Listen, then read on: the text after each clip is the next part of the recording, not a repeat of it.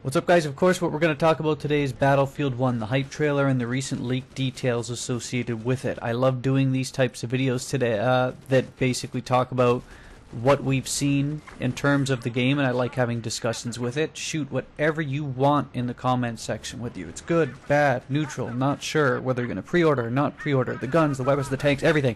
If you have an opinion, shoot it in the comments and I'll dialogue with you. I love doing this. So yeah, that's what I'm going to be talking about. In the background, some housekeeping things before I start. The background video is going to be featuring me soloing for the most part in a tank. It's going to take out a couple of different choppers like the first one you saw at the beginning, so enjoy that.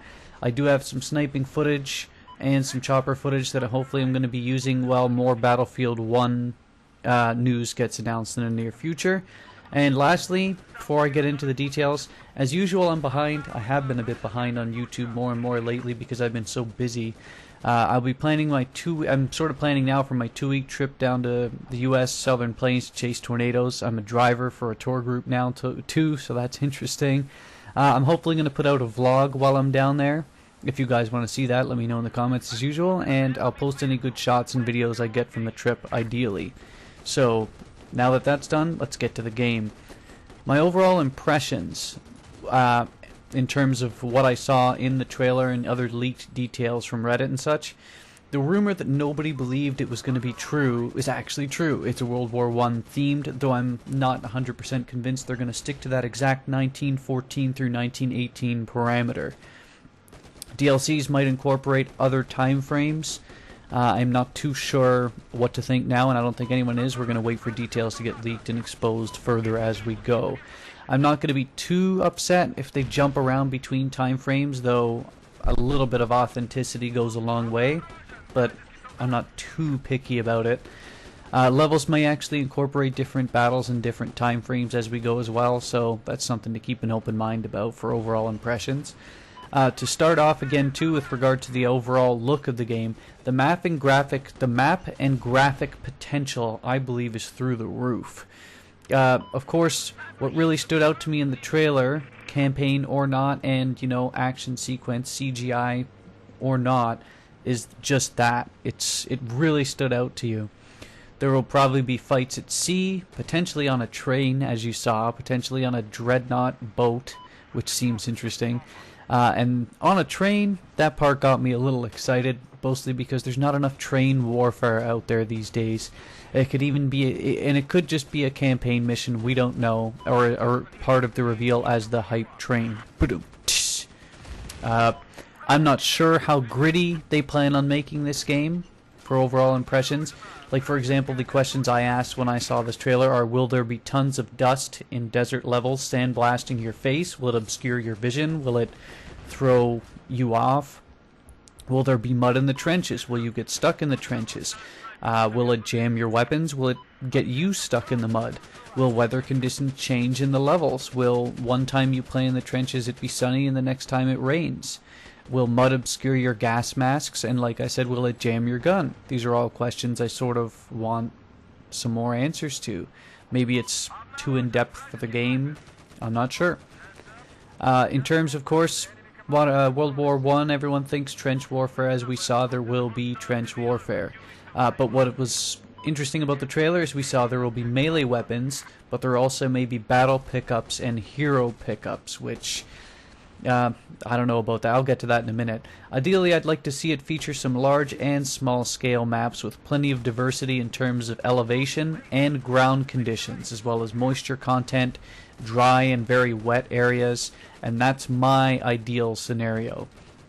It would be quite amazing to have like a trench warfare with lots of different rain. Maybe your boots get stuck. That'd be a different problematic situation. Or, like I said, you're in the desert, sandblasting, you can't see very far. Though I'm not sure how that would play out, because what's it called? Gulf of Oman sandblasting was not very fun, but again, maybe it's different for a World War I scenario.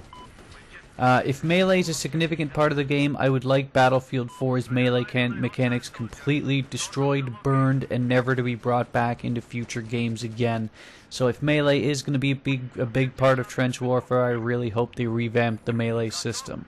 So that's the overall impression so far. In terms of the weapons and vehicles, I believe Level Cap and them did a whole bunch of breakdowns, which I didn't really look at. I know he did it, but I didn't look at his video much. I know from looking at the trailer and such that there will be lots of bolt action usage. Of course, more than likely without any high mag scopes, unless DICE does away with historical accuracy. But noting about that too, that will almost certainly limit very long-range sniping encounters, and that's assuming they haven't changed the maps to reflect that as well. So that's something to bear in mind. You'll have maybe a 2 or 4 times magnification scope, probably at the most. The next thing is there shouldn't be any lock-on weapons, of course, unless they decide to also break from historical accuracy there, which means less shitty low gadget skills, which draw, or low skill gadget weapons, sorry. And that, of course, won't draw any complaints from me, considering there was too many of them in Battlefield 4, in my opinion. The next thing, of course, LMGs and potentially some SMGs, although they are in the very preliminary stages of the developmental infancy at that point in that time frame. So, of course, like I said for the third time, if they're going to do away with historical accuracy, then they might include more SMGs. But LMGs were around, so they'll probably be, you'll be seeing those. Not a ton has been announced or revealed, from what I've seen anyway, in terms of weapon variety, so that's something they're going to have to probably address, or at least talk about in the near future, and I certainly plan on seeing more of that. One thing you did see a lot of, though, besides the bolt actions, was shotguns. I sure as hell expect a lot of weapons to cover a lot of ranges, probably with an emphasis on long and short range combat being the two extremes that you're going to see the weapons used most prominently with, and then maybe attachments added to the weapons to incorporate it maybe into a mid-range game. So we'll see about that as well. In the trailer, of course, we all saw the horses and the swords. Being able to shoot from a horse may be potentially fun and unique. I'm not sure, if this is level specific or if it's campaign specific, so we'll see if the horses actually make the multiplayer gameplay. This part didn't actually hype me up all that much, and apparently I'm the only person in the damn world watching that trailer that thinks that, so I don't know. What do you think? Of course, the other thing you saw is aerial combat. There's going to be lots of different planes, there's going to be gunners on planes, and it looks like there's a potential for large-scale dogfights, which is going to make it quite intriguing, which of course I have to then ask the question, how responsive will these controls on the planes be? Or will DICE throw realism out the window and sort of reinstate a 313 turning speed like they would on jets, just for these planes? I don't know. Are they going to? The turning radius? Is it turning radius going to be huge? Obviously, the top speed should be a lot lower than 313, but will it just be downgraded to say 111? I don't know. Those are questions we're going to have to wait on an answer for. From what I've seen, 4-person squads are apparently the norm, with an option for a 5th if you have a full squad. Don't quote me on that. If I'm wrong, throw it in the comments section. We'll dialogue. And apparently all of them can fit into a single tank, so tanks are going to be a large deal in terms of team play this time around. And the balance sounds interesting because there's probably going to be less ways for infantry to deal with tanks, but they also won't be the running death machines they were in the modern times with a 50 cal equipped to the back, laser sight scopes and everything of that sort. So that'll be an interesting sort of dynamic.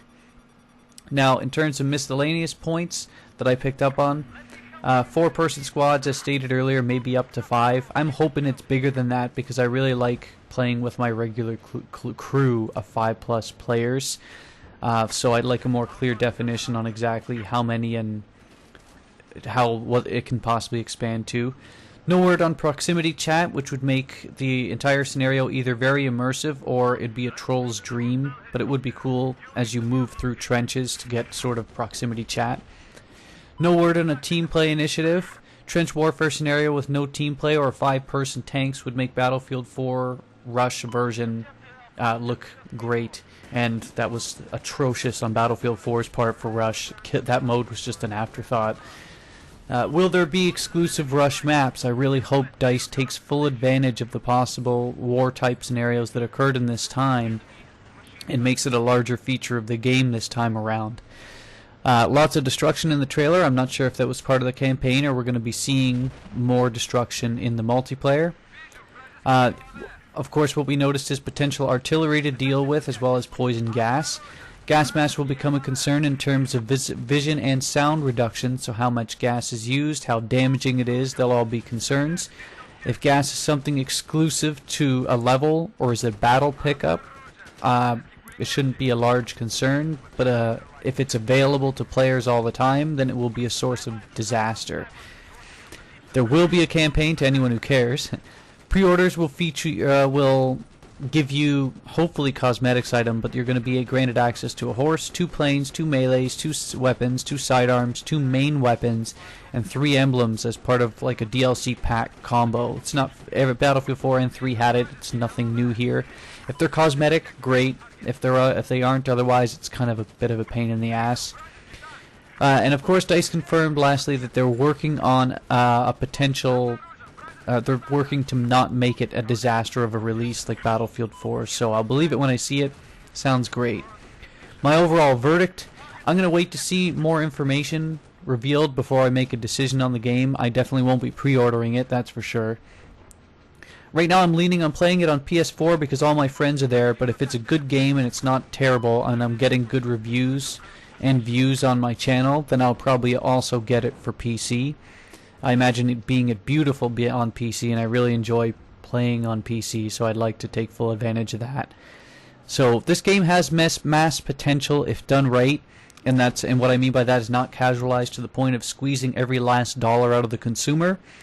If maps and flow of games can be incredibly fun, then so be it. That'd be amazing.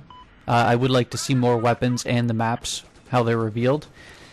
Some negatives, though, I don't like the idea of battle pickups or a hero system.